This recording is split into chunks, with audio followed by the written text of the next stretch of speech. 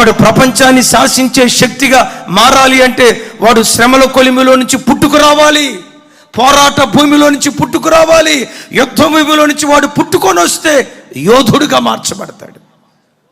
చరిత్ర చదవండి, ఏ చరిత్ర చూసినా the great doctor B R Ambedkar భారత రాజ్యాంగ నిర్మాత, భారతదేశాన్ని శాసించిన ఓ గొప్ప అధినేత సుఖంలో నుంచి పుట్టుకురాలేదండి, సౌఖ్యంలో నుంచి పుట్టుకురాలేదండి, కంఫర్ట్ జోన్లో నుంచి పుట్టుకురాలేదండి. అతను ఎవరో తెలుసా? శ్రమలలో పుట్టినవాడు. అబ్రహాం లింకన్ సుఖ సౌఖ్యాల్లో పుట్టుకొచ్చిన వాడు కాదు.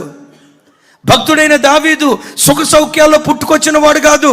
దేశాన్ని, ఐగుప్తు దేశాన్ని ఏలుబడి చేసిన యోసేపు కంఫర్ట్ జోన్లో పుట్టుకొచ్చిన వాడు కాదు. శ్రమల కొలిమిలో నుంచి పుట్టుకొచ్చారు, దేశాన్ని ప్రభావితం చేసి అధినేతలుగా మార్చబడ్డారు.